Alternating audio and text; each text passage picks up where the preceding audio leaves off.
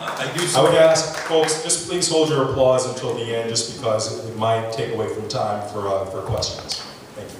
I do support a higher minimum wage to a living wage, and with it indexed. I would say for the federal government to impose a regional wage would be perhaps very impractical, because in Northern Virginia we have a much higher cost of living than the rest of Virginia. So I don't know exactly how that would work.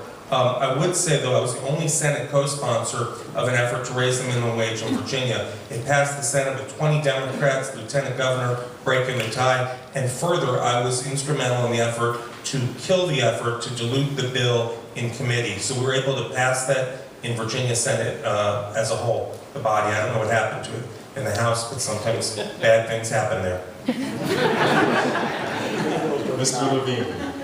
I support raising the minimum wage. When you raise it to 10.10, you're actually only raising it to the level it was back in the 1960s. So it would be as if it had been indexed. Absolutely, the minimum wage should be indexed. We don't have to go every year. It's the way Social Security actually is currently done, Patrick. It is indexed. The difference is that the change CPI was a different way to index it according to inflation. But we should index the minimum wage the same way we do Social Security.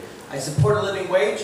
I think that that's something that communities do. Certainly in Northern Virginia, it's far more expensive than other areas around the country. I support localities doing that, like Alexandria and others. Mr. Beyer. I agree with Mark. We should raise the minimum wage to 10.10. Absolutely. The existing legislation indexes it. That's an important structural fix. We don't have to come back and argue this every year, every couple of years.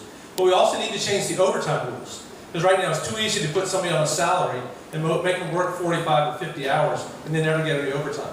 We also need to raise the tipping wage, which has been at $2.13 an hour since 1991. And I don't believe the CPO idea that 500,000 people will lose jobs. When we raise the minimum wage, they'll spend more money, they'll create jobs. Mr. Ebbin.